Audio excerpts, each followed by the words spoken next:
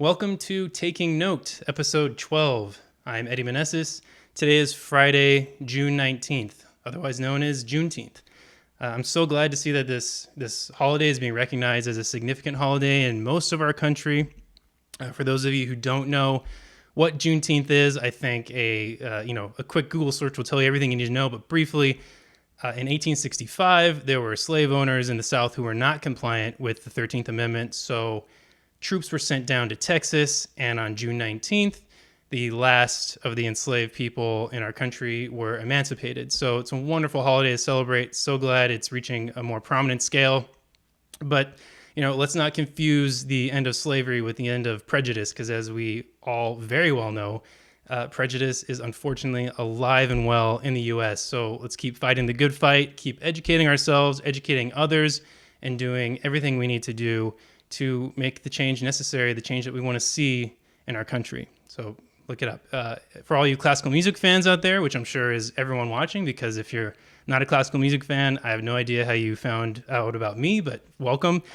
There is on LA Phil's social media, at least on Instagram. I don't know if it's on Facebook. I'm sure it's on Facebook, but I saw it on Instagram, is a link to an article titled 19 Black Musicians Who Helped Shape Classical Music.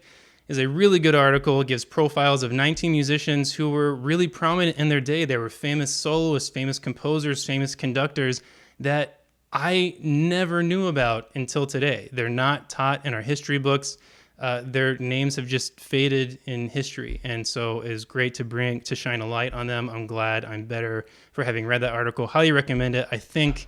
I'm pretty sure my wife is watching upstairs, so if she could find a link to that article and post in the comments, that would be great. Highly recommend. Quick read, and there are YouTube links to almost every profile that's given to see a performance or an interview with that specific musician. So check it out on LA Phil's social media pages.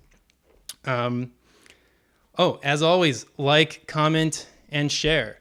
Sharing has been amazing. Sharing is the number one way you can help me broaden my audience and broaden my reach and get more people watching the show. I am so grateful to those of you who have shared in the past. It's really increased my reach, and I'm getting new interactions with people, and I really appreciate it. So if you could just take 1 second, hit that share button to your profile, I would really appreciate it. That is the number one way you can help me out. Also, comment.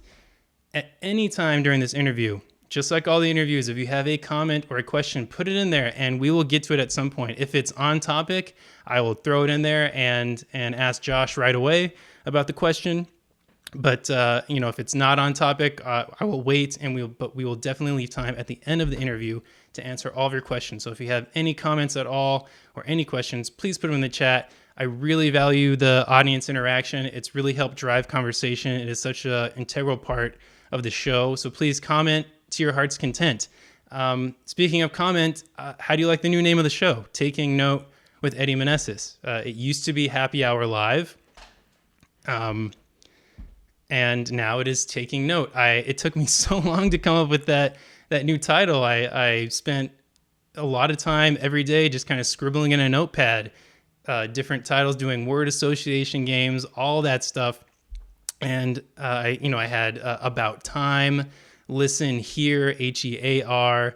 Had all these titles. I almost went with About Time, but then I wasn't quite settled on it. I reached out to my friend Robert Shields, who is a playwright and a director, and we did some texting back and forth, some brainstorming, and we came up with Taking Note. So thank you, Rob. Very much appreciate it. I really like the title. I think that fits the tone of the show much better than Happy Hour Live, because the initial concept of the show was just a drunken hang with percussionists, and it is not that anymore. So Taking Note with Eddie Meneses. Michael Singer, what's up, man? Thanks. I'm glad you like it. Dave, thanks for sharing. Pete Crapella, dude, good to see you. Thank you for checking in. You can share something personal, unless you're joking, because you are incredibly hilarious. Anyone who isn't friends with Pete, friend him. He puts hilarious posts out there all the time. Dave Gerhardt, like, comment, share. Thanks, man. Brandon Boone here. Dude, Brandon, one of my number one fans. Love that you're here. I'm glad you made it, even though you're taking care of a brand new puppy. Takingnote.com. No, I haven't started a website yet, Dave, but I'm on it. I'm slow with these things, but I guess I should buy that. Eddie Spaghetti. Awesome. So yes, thank you. I'm glad you all approve. That makes me feel so much better. So My guest today, we go way back. We met when we were 16 years old, and we were both in the Los Angeles Philharmonic High School Honor Orchestra, something that doesn't exist anymore, but it was a wonderful program for high school musicians to play alongside the musicians of the LA Phil. We met then, and then we both majored in percussion at USC. About halfway through, Josh left the program because he had other interests. He got a degree in film studies at the number one film school in the world. And then after graduation, worked in a casting director's office. And until a fateful moment when his boss saw a video of him playing drums, and the rest is history. I want you to hear it straight from him. I'm going to let him tell the stories. So he is the proud father of his 1-year-old son, Henry. He is an in-demand Broadway musician on and off Broadway, and he has gone on many national tours with traveling musicals. He has done clinics all over the country, and most recently, he has the permanent percussion chair in Beetlejuice the musical. It is my absolute pleasure to bring you my dear friend, Josh Samuels. Josh. Wait. Josh, welcome. Great. It was so flattering, Eddie. Dude, Wait, you're making it. Wait, first of all, this used to be titled Happy Hour? It used to be titled Happy Hour Live because initially it was me and Matt Howard of the LA Phil, and we were just going to drink whiskey, and it was going to be an Ask Me Anything type format. And it was just going to be drinking whiskey? No, I mean, you can if you want. I don't anymore. I encourage everyone watching to grab a drink. It is happy hour right now on the West Coast, so please drink. And, it's Friday night everywhere else, so, get to it, everybody. But, so it used to be that, and now I wanted to change it. It just didn't fit the tone of the show anymore, so. I see. Here we go. You're the first episode of Taking Note. So, all right. Welcome. All right. I like it. I love the title. I think it's great. Oh, thanks, man. Also, Thank you and I are the same exact age, and look at how much older I look. I don't understand. Like I guess that's am like the 2 East weeks Coast. older than you. I'm 2 weeks older than you, I think. So. That's what happens on the East Coast, man. You know, LA, you're still young, beautiful. It's all the vitamin D. New York, It's all that vitamin D, man. Yeah, right. Yeah. Dude, well, thank you so much for being on the show. I'm going to turn up your volume just a little bit here. All right. So, let's go back. Brandon Chance is definitely drinking bourbon. Good. Everyone follow suit, please. So, let's go back. This is, 2003-ish, 2004. You realized you did not want to pursue a career as an orchestral musician. You weren't going to be auditioning for orchestras. You didn't want to sit in the back of an orchestra. You wanted more action. You wanted more activity. So you left the program. Correct. You graduate, and then you're in the film industry. You're working in a casting director's office. That's right. Okay. I guess I should there. give a little more background just beside that. Sure.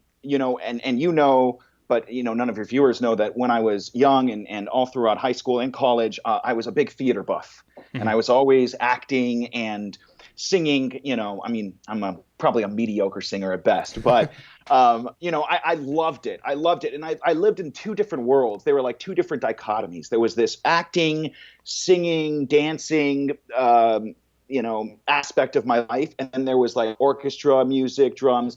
And I never decided to merge the two. I never even crossed my mind to merge the two. Even in high school, I remember, obviously all of us were in all of the ensembles. And I remember, being in the shows and looking down at the pit and seeing all my friends in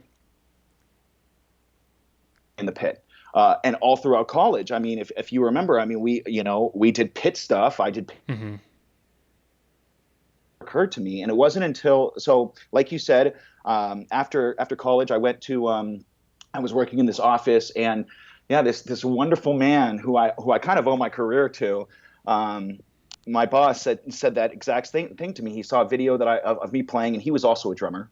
And he said to me, why are you in an office right now? I mean, you're 20 years old. Why don't you, if I was your age, I'd go and, tour the world and play on cruise ships or something. And I went, man, that's awesome. I think I'm going to go do that.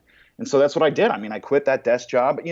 At the time I got the desk job because I was 20 and I didn't really know what I was doing. I thought that's what you do after college. I was living with an ex-girlfriend of mine. I was, she was going to school. I was supporting her with paying rent. And I thought, okay, this is what you do. you get a job and you support your girlfriend, your wife, you have kids, and that's what you do, Right. And it wasn't until this guy presented this to me, and I was like, man, that sounds great. I could do whatever I want with my life. You're right. So that's what I did. I quit and I started, going all over the world on cruise ships, which was not the greatest of jobs. I Hmm. mean, if you want to get an idea of the quality of musicianship Right. on cruise ships, Yeah, I let's was go into that a little bit because I well, didn't know well, that about you. So let's talk about well, cruise ships. I was 21 years old when I went on my first cruise ship, and 3 months into that job, I became the music director of the entire ship. Oh. Okay, so I mean, we're talking. I mean, I was 21 years old. Okay, so you can Hmm. only imagine, and I was playing drums, right? So you Yeah. can only imagine that the bar wasn't too high. Okay, and that's just. Now that's not to say that I didn't meet some incredible musicians on cruise ships. Of course, there are always like diamonds in the rough, but cruise ships are normally middle of the road gigs. I think they don't pay that much, Hmm. and it's more of an adventure. People take those jobs not really to live or survive. They take them to travel the world. And Right. Right. So, but you saw so some amazing things then, despite. saw some amazing things. Oh yeah, yeah. I mean, I toured all. We went all through South America. I did a tour or a cruise for several months all throughout Europe and the Baltic, Mm. um, down to Africa. It was pretty incredible. Wow. It was amazing. It was an amazing time. And it was during these cruise ships that I started to realize what my purpose was in Hmm. life, Okay. because I had never, like I said, I'd never put the two and two together. I'd never thought about playing in pits, and my passion was music and then musical theater on stage and on cruise ships. As the group, as a musician, as part of an orchestra, you do all different kinds of things. You play jazz gigs at night, you play on the deck, you play a whole bunch of different music, but also you play for the shows and you play in the pits of the shows. Hmm. And so, I would play in some of these shows, and all of a sudden I went, like a light bulb went off, and I was like, my goodness, this is what I'm supposed to do. This is what I love. This is like both worlds colliding, and this is what I love. And I can't believe it took me 25 years to realize that that was what I'm supposed to do. But so that's what I did. And then, fortunately, I'd met this guy at USC, who's a composer in New York, and he Hmm. actually, after the cruise ships, he actually contacted me to write some drum parts for him. Oh, cool. Um, and because that's another thing that I do. I love arranging, love writing parts, love writing music. So Hmm. I wrote all these drum parts, and then he said to me, he said, "Hey Josh, why don't you come out to New York for a couple of weeks? You could stay on my couch, and you'll play these shows that you've written all these drum parts for, and you'll get a sense of the community." And so I did. I came out, and I had like a backpack that I came out with, Hmm. and he. In a matter of a few weeks, he had introduced me to so many composers and theater directors that all of a sudden I had work for the next 3 to 4 months. I mean, Hmm. I had booked all these gigs. Now, a lot of them obviously weren't like, a lot of them weren't paid. A lot of them were Hmm. for free. A lot of them were $50 or $100.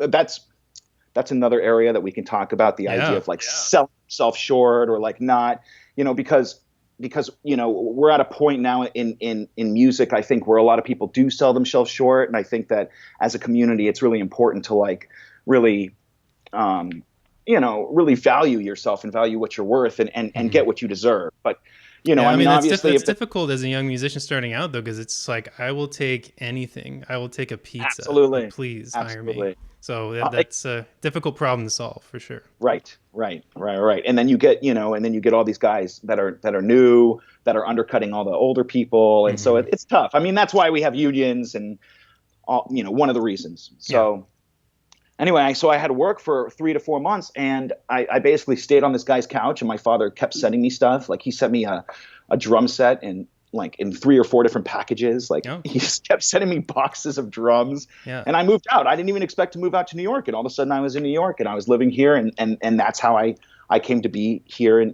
New York. And it took a very long time. It took several years to kind of break into the business, because you can't. There's like this catch-22 here, where in order to play on Broadway, you have to play on Broadway. Hmm. So, it's like a very difficult nut to crack. Hmm. Very, very small, very tight knit community, and it took several years. And it's interesting because like things kind of work out. At least for me, they've worked out the way that they've always supposed. They've always it's almost like I've been given opportunities that were right for me at the time. Hmm. Because for instance, when I moved to New York, it was 2008, and the number one musical on Broadway was a show called In the Heights. Okay, Yeah. and Lin-Manuel Miranda. I was obsessed with this show. I would Mm-hmm. literally sit and just transcribe all the percussion parts because there's three percussionists. Well, there's two percussionists and a drum set player that's also playing percussion. It's a lot of percussion, A lot of percussion, a lot of and Latin percussion. I was obsessed. I was obsessed, and I contacted one of the conga players, and because someone said to me, I didn't really know. I tried, you got to try everything, right? And so I would write all the people. Once you join the union, you can kind of get information on who's playing what show. And so I'd write all the, all different drummers and percussionists all over the city. I would go, I went down to NYU because NYU has a big Tisch School of Music. The Tisch School, which is, for musical theater and stuff. And I would just post all these like flyers. I mean, there wasn't even really social media then, but I would post flyers up that said, if you needed a drummer, contact me. And I met a whole bunch of different kinds of composers that came out of that school because of that. Wow. So you're really putting yourself out there. I mean, that's something that a lot of, I'm trying to even just put myself in your shoes. You know me, I'm pretty introverted. I don't think I would be so afraid to just send someone a cold email or write a flyer promoting myself and posting it at a school. So that's really great to hear. I think I wish I would be able to go give myself that advice when I was starting out. Just be bold, be a lot more bold or bold, and then just go and do it. Do the things. Because the worst that could happen is you're going to get a no, and the best that's going to happen is you're going to get a job or you're going to get a gig. Right. So I tried every possible avenue I could to just get work. I would join. I was on Craigslist. I was joining bands. I was going down. There's Bleecker Street. They have jams. They would, at the time they were having jams like Wednesdays and Sundays, like open jams. I go down there. I jam until like 4 a.m. Just meeting as many musicians as I possibly could, because that was the only way that I knew to. I figured like I had a shot. I had some savings from the cruise ship. Mm-hmm. I wasn't working. And so this was like my full-time job. And oftentimes I do tell people that come to New York that want to do this, I often tell them like, they have to make this a full-time job. Like they can't, it's almost, to me, it feels like it would be really difficult to like have a day job and then also try to hustle the business. Network. Step one, you have to network. You just have to. Yeah. Like that is like the biggest thing. Is network. And then like, really, I feel like there are three things in New York that really make, or really in general, but especially in New York that make a musician.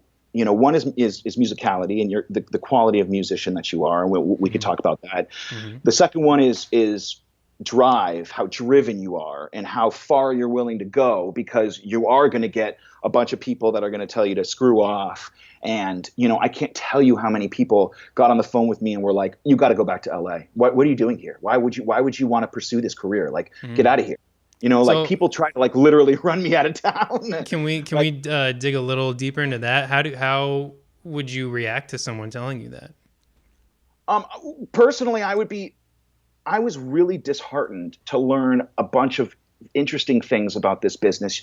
You got to understand that when Broadway became a thing, like back in the 60s and 70s, Broadway was a crap gig. Like all the musicians that had any kind of ability, like real good abilities, were playing jazz and were doing studio work. A jazz gig might pay $75 and Broadway was paying like $30 a show. Mm-hmm. Now it's quite the opposite. Now Broadway pays a buttload of money and all the jazz gigs. But at the time, so I feel like the older generation of Broadway, not all of them, because you get a lot. I mean, I have most of my mentors are from that generation, but you do get a lot of musicians that never actually wanted to play on Broadway, hate the Broadway scene, wanted to tour with some great acts or do this, and they just never were able to get in there. And so I would get very disheartened because I would get a lot of people that would say, what's wrong with you? Like, what do you want to do? You want to play the Little Mermaid every night? Like, can you imagine going in and playing a Little Mermaid every night in a pit? No one's looking at you and you're in a dark pit. I'm like, yeah, that's exactly what I want to do. Like, what do you mean? And I feel like there's like a difference because now our generation, like, and you have this like influx of people that really do enjoy musical theater and enjoy what we do. And so it was a very different attitude that I would get from all these like older musicians that were like, what are you doing? Why do you want to do this? Like, this, and so that was, it was discouraging, but I wouldn't let it stop me. I knew that this is what I was supposed to be doing. You had the drive. Yeah. I had the drive. Nothing was going to stop you. Right. And then the third thing I think that is probably the most important besides your musicality, musicianship, is the idea is who you are as a person. Who you are as a person plays such a huge role in every aspect of life. And I think people neglect that idea more and more as time goes on. And I'd like to just like let your listeners know how important it is to like everything in your life is an audition. Everything, every person you meet, everything you speak, every phone call you make, everything will come back to you. It's always, you never know who you're going to meet. You never know who's going to give you your next job, and people want to be around people they enjoy playing with. You know what I mean? Like people want, that's what they want, It's the same here. It's the same here. Yeah. It's almost just as important as how well you play. Exactly. If you're an extra musician or a sub, it's like you must have both of those things. You must be a really great player and you must be a good hang. Otherwise, it doesn't matter how good you are. If you're not in the group, it just doesn't matter. You're not going to get called back. Absolutely. And I think, 50 years ago, it used to be a little different because the scene was so small that you could kind of get away with having an ego and being kind of a jerk to people. And you just can't do that anymore. Everything plays a role. Do you show up on time? Do you show up early? How prepared are you? Like how, do you lift people up? Are you, how do you play? How do you associate with people? All these aspects play into whether or not you're going to get that gig, just like what you said, Yeah. So, and especially like, at this level, if someone's subbing at the LA Phil, they're going to be able to play. That's just the bottom line. You know what I mean? Like that's a given. Yeah. So in my mind, how are you going to separate yourself from the rest of the 98,000 people that are definitely good enough to play in the LA Phil, and to me, that's your personality, how, and how you're behaving. And your connections, like who how well you know them, and if they value you as a person, if they know you to be a good person. Right. And I think it's very interesting because people say that the way that you treat the crappiest gig is the way that you're going to behave on the most important gig. Because like, and it's kind of true. You got to take everything you do is the most important. You're going to give it your all. You're not going to give an attitude. You're not going to, I'm very particular about the gigs that I take because now that I have that luxury, because I don't want to take a gig that, if I feel they're not paying me enough or I'm not getting what I want, I don't want to go to that gig and have any kind of resentment or have any kind of that aura about me. I just want to go play the music, be a good hang, be a happy person, and do the job.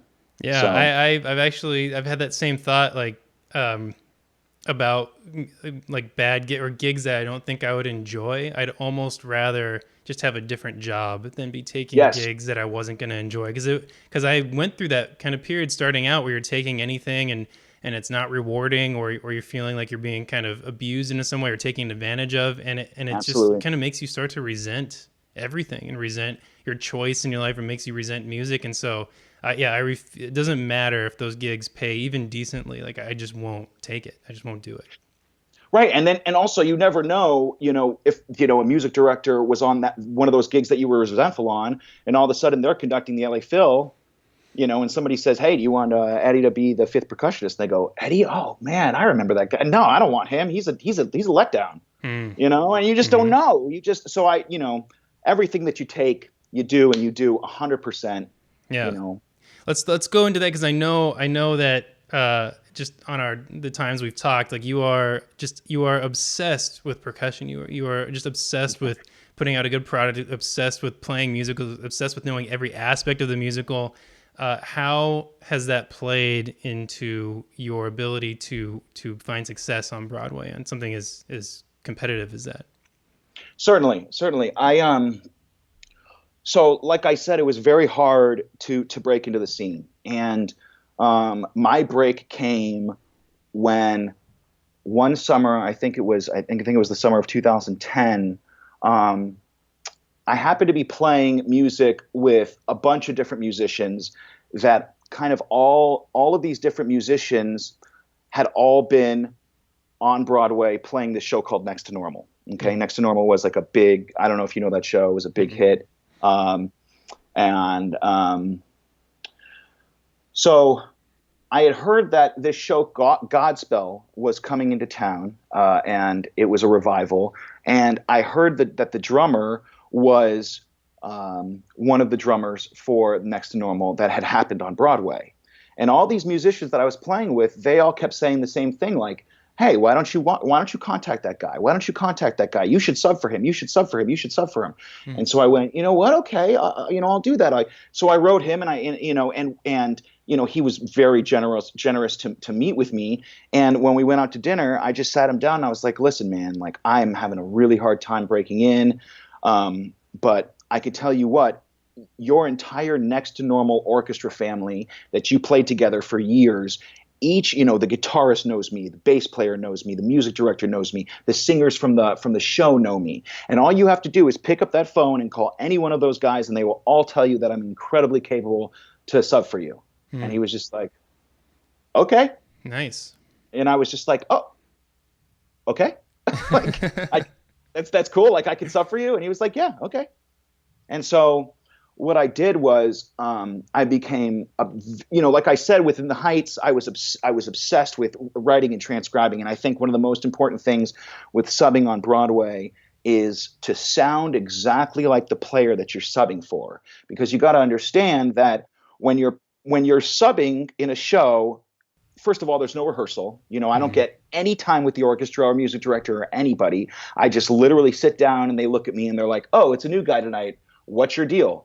Are you going to play the show? Okay. That's, I mean, that sounds insane. Like, so you have the book, right? You've had the book for a bit, but so what I did was, so this idea of sounding exactly like the person that you're subbing for. So what I did was I went and I sat with this guy from Godspell for a few shows. Now I couldn't sit with him a lot because this show was a theater in the round. It was like on a Broadway stage that was a theater in the round. And what they did was they placed musicians in the audience, and the drummer was hanging in a glass cage above the stage. Whoa. So you had to climb this like huge vertical ladder all the way up, and like you could barely fit in this box with him. So I could only go and watch him a certain number of times. But what I did was I would watch him, and I recorded.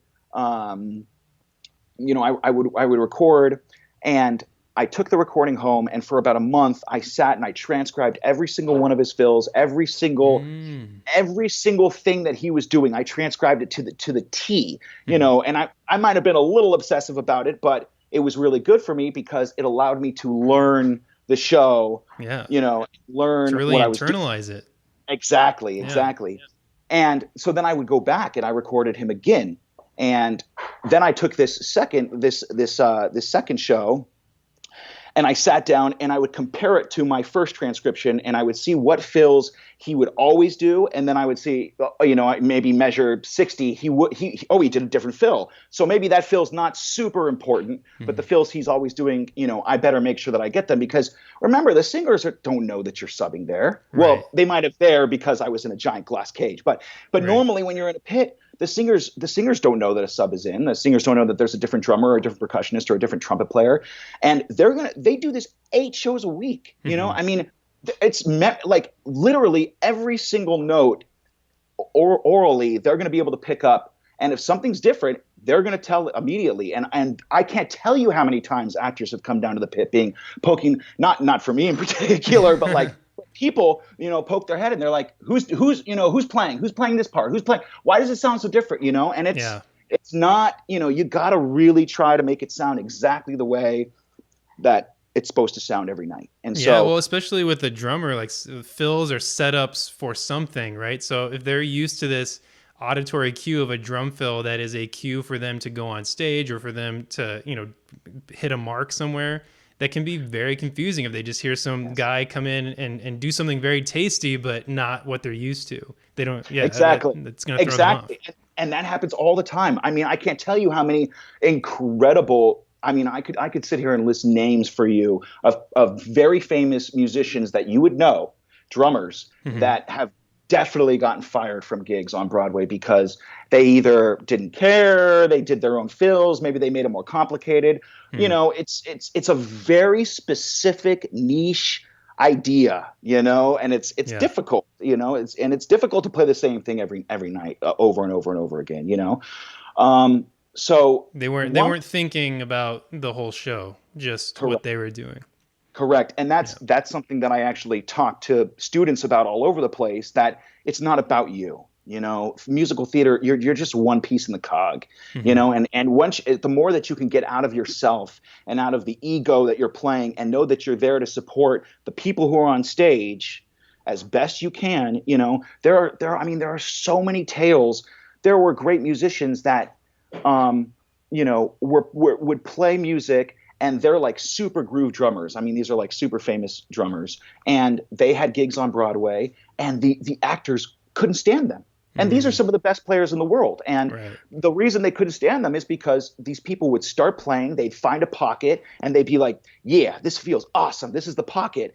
But they don't, musical theaters, there's movement, there's things that happen. I mean, so there's push and pull every night. A singer wants to move faster. They can't hit this note, accordingly. But, you got to move a little bit faster through this because they can't vocally get it, or whatever's happening. And you can't always see it, right? Because you're under the stage. So, you have to kind of trust the conductor. There's so many different layers. And so you have to kind of get out of yourself and, but anyway, back to the story about Godspell. So I practiced this transcription for about a month. And I was using the Ultraphone headphones. The Ultraphones? They're like shotgun headphones. They're like, I don't know if I have them close by. They're like they're like shotgun headphones. Okay. And you put them in, you can't hear anything when I'm playing. If I'm playing, I can't hear anything. So I would plug in, I'd plug in my phone or whatever I was listening to. I put these headphones on, and then I'd play to this guy playing, right? And so I couldn't really hear myself playing, but all I could hear was him playing, and I was just playing to it every day, hours and hours and hours. So when I finally got to the gig and I finally sat down on that drum set, I mean, I was absolutely terrified.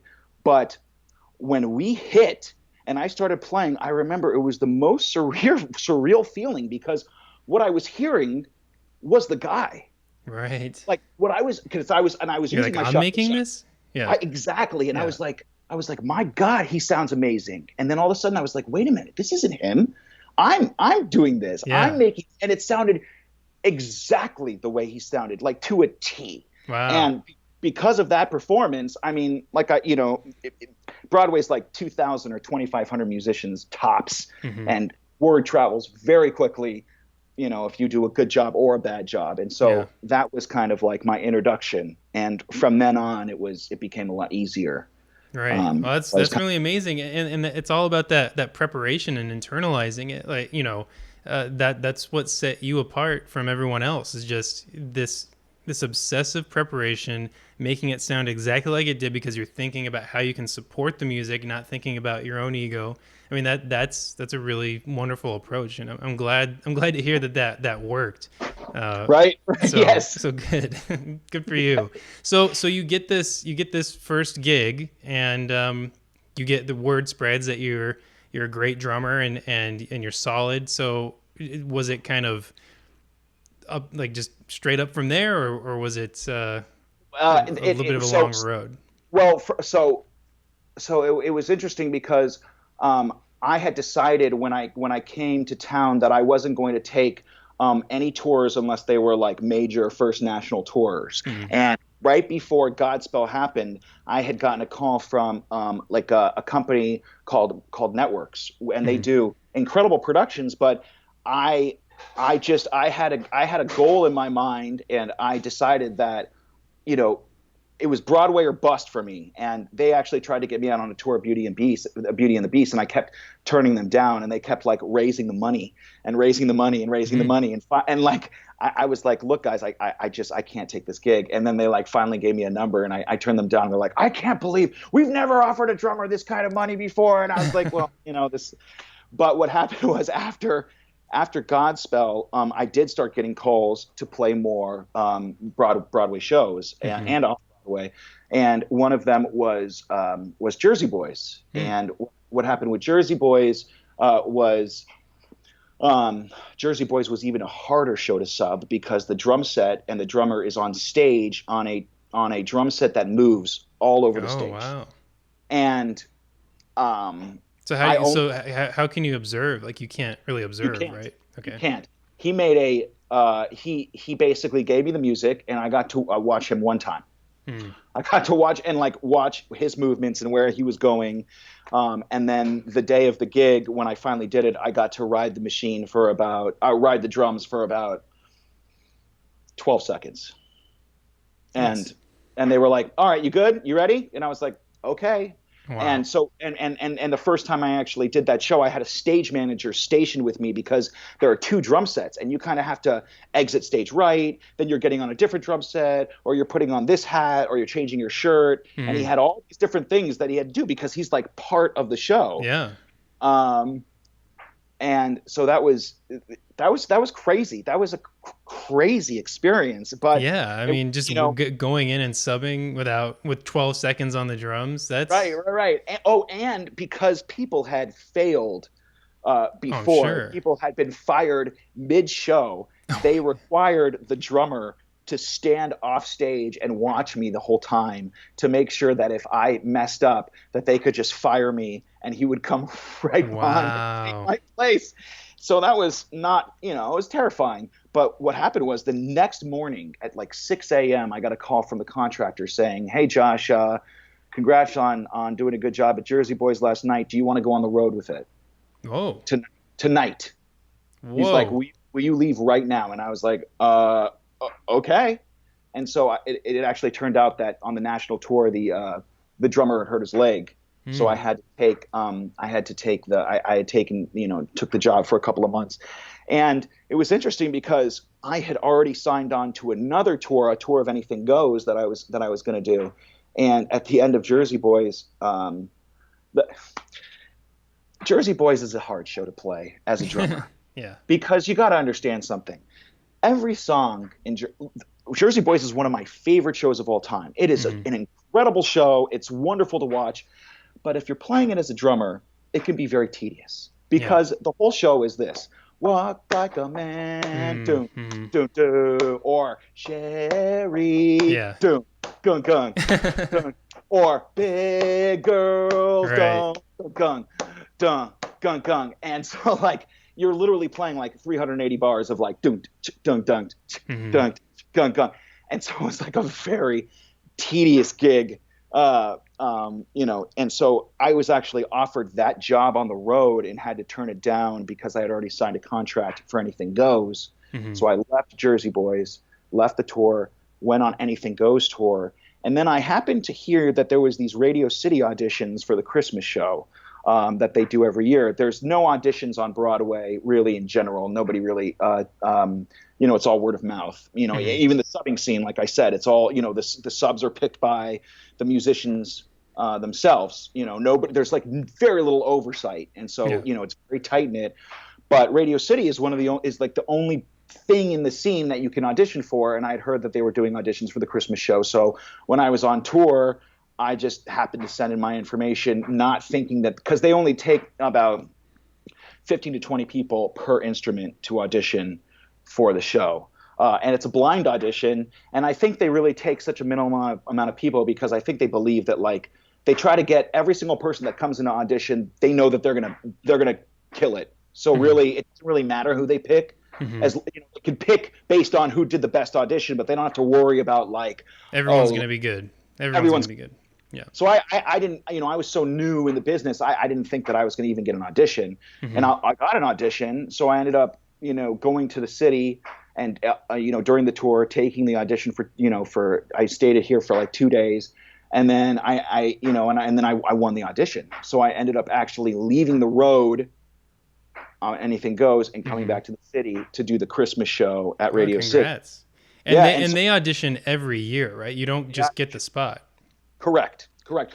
Which I think is really wonderful because, you know, I think that's really wonderful because it allows people to get in. You know what I mean? And like it Hmm. allows for, you know, new faces, new musicians. You know, I know a lot of people that have won the Radio City audition that like really never got a shot on Broadway, and now people know them and they're called. You know what I mean? So Okay. it's like good, but also it gives for a very fresh, incredibly sounding orchestra Mm. every. You know, it's No just one's like jaded. Everyone wants to be there. Yeah. correct, correct. Yeah. Um, and so, you know, I had won that in 2013, and then after that, it became much even more easy because now many more people knew about me, and then I was just like a subbing machine, and then I All just right. started subbing everywhere. You know, I subbed for like you know, dozens of shows before Beetlejuice happened. But you know, just going back to, going back to the beginning, you know, it's all about personality and who you know and like how you behave with people, because it turns out that the drummer of Beetlejuice was the same drummer that gave me my first shot at Godspell. Oh. So what do you think happened when they came to him and they were like, yo, you know, we need a percussionist for this show? He was like, man, Josh Samuel's going to do a great job. And it just so happened that I was out on the road at the time doing the percussion book for Aladdin. Hmm.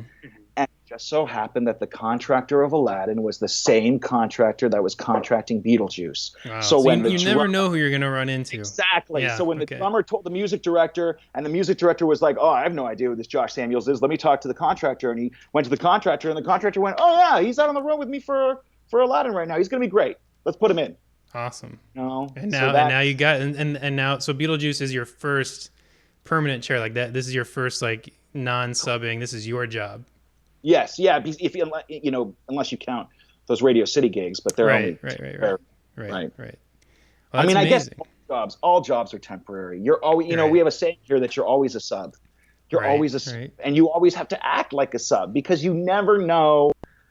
You just never know, you Hmm. know? Well, yeah. And now we're in the midst of a pandemic and everything's shut down. So Yes. yeah. Yeah. So what?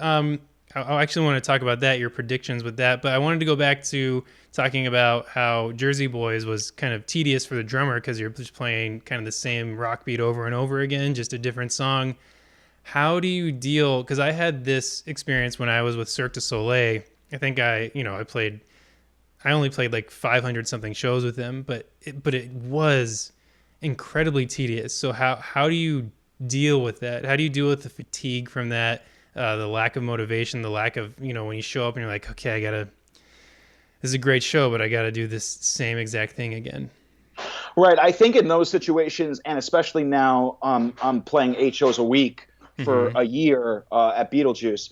I think the key is to really try to, I would always try to like listen and open my ears and notice different things that are happening around me. And I would always catch little, nuances or little things that are happening, or maybe this actor's putting this inflection in his voice that's different, or something, and I would kind of grab onto those Hmm. moments that made it a little more exciting, a little more new. It Just trying was. to grab on to any sort of unique happening. Yes, yes, and Yeah. also, it helps to be around, good people. Jersey Boys Hmm. was really, was really fun because, all the people there were really fun. Yeah, the music could be tedious, but like, you're playing with people that you really enjoy, and you can kind of smile at them. And I'm playing the 380th measure of the same rock groove. I can look Hmm. backstage, and they know what I'm thinking. And, Right. it's those moments. It's those, Little you moments know, of connection.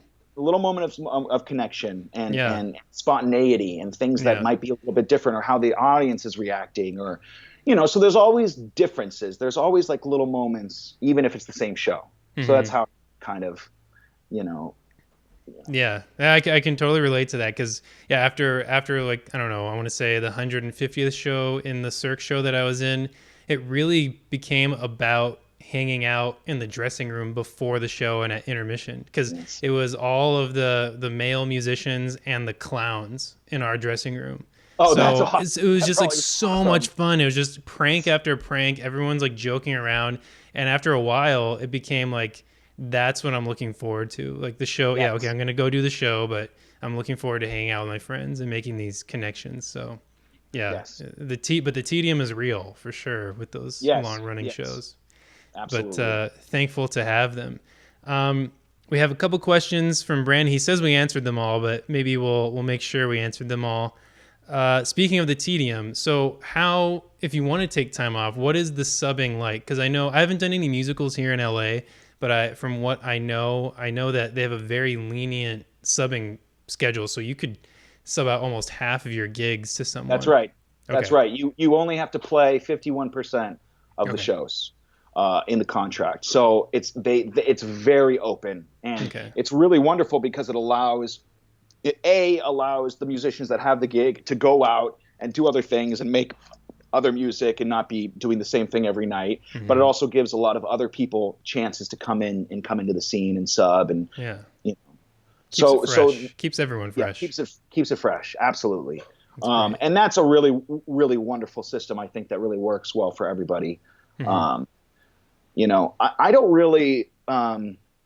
It's interesting because like a lot of people ask, like, doesn't it get really tedious playing the same show, the same show every week? And it really doesn't. I don't know. For me, it's just like I just, I mean, besides Jersey Boys, where it was like the same kind of groove, but like Mm. there's always differences. There's always, everything. Theater's live. It keeps you on your toes. And I'm sure that happened a lot in Cirque. There's always something's gonna happen, Yeah, and there are moments. There are moments for and you sure. got to be Yeah. on, and that's kind of what drives it. You Hmm. know that, you got to be present, and I never, I still use music, even though I've memorized the show, I try to Hmm. be as present as possible, Right. instead of just like zoning out and just, you know, Yeah.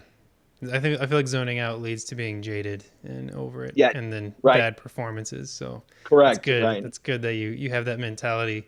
Another question from Brandon. You may have answered this. Well, I know In the Heights is your favorite musical of all time, but what Well, is the? not of all time. At the Oh, time it was. okay. At the Yeah. time it was okay. So up to date as of June 19th, 2020. What is your favorite musical that you've played on? Oh, definitely Beetlejuice. Okay. Definitely Beetlejuice. It's so crazy, Eddie. I mean, it I is. watched the promo. Like there is so much going There's on. There's like pyrotechnics and crazy stage sets. It's and really there. interesting.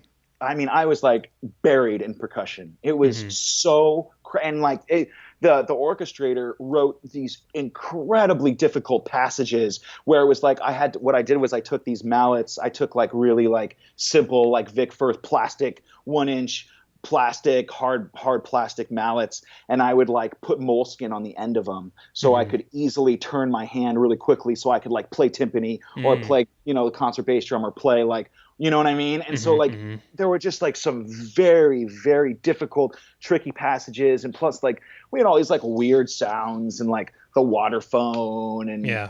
boat cymbals and like all that weird stuff that like Yeah. I love, Yeah.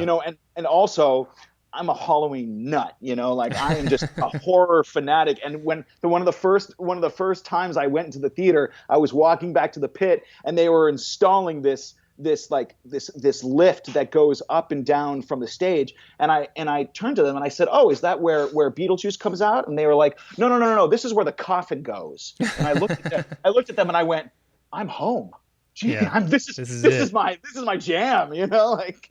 That's amazing. You ended up where you're meant to be, man. Absolutely, That's so absolutely. great. Okay, well, so with our last minutes that we have here, let's talk about the clinics you do. So you travel around the country doing clinics at various schools. What are some things that you've noticed kind of broad spectrum things that you've noticed from school to school that you would like to see differently in terms of the way people are playing or the way people are preparing? Sure, absolutely. It's interesting when I go to like these conservatories, and so many students are so focused on their quality of sound, which I think is incredibly important. I think quality of sound is just very, very important. I mean, you take someone like Chris Lamb. Mm-hmm. I mean, I've gone to the New York Philharmonic and I've sat and I've listened to Chris Lamb prepare his xylophone, and that man is the most spectacular xylophone player I have ever seen. It's as if every single stroke on the xylophone is exactly the same velocity, Mm-hmm. so that he can get the exact same timbre out of a running line. You know what I mean? Like Mm-hmm. no note it was unbelievable, his sound. Mm-hmm. But in my mind, if you're, yes, if you're going into an orchestra, you're going to go play in Carnegie Hall or something.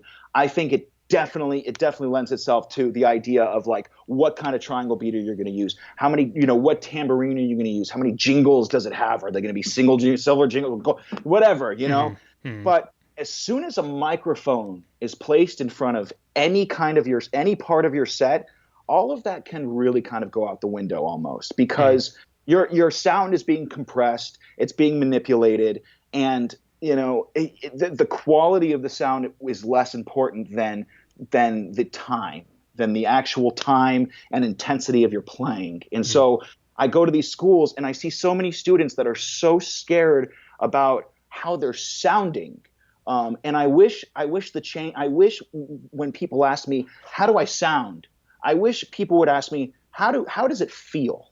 Mm-hmm. I think that's a big difference, because people just they're so focused on their sound that they're like, it's like time just like goes completely out the window. And I'm like, and I have to stop them and say, slow down a second. Let's what's the problem here? And they'll go, oh, I just don't know. Is this the right mallet? Is this the right beater? Should I be playing with the shaft of the stick? Should I get another different? I'm like, yo, none of that matters right now. Just play it, execute it well, and execute it in time. Like, and then we can focus on quality of sound.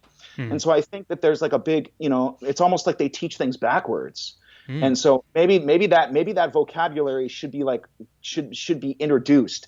For instance, there are people that I've played with that are not perfect executors, that maybe they don't hit every single note perfectly. Maybe they don't execute everything 100%, but I would rather play with them than most other people. And it's because of their ears, how they listen, how they adjust, how they play with others, their feel, what their intensity or lack thereof, whatever it is, that's music, and like being the perfect musician is not playing everything perfect. It's your musicianship and aiming for a musical experience, and that will be perfect, even if the notes are imperfect. Right. You know what I mean? And that's what I notice more and more and more. And so like I've even noticed playing Beetlejuice, like when people are subbing, like I said, when I started, I was like super obsessed with like every measure and transcribing every single thing to a T.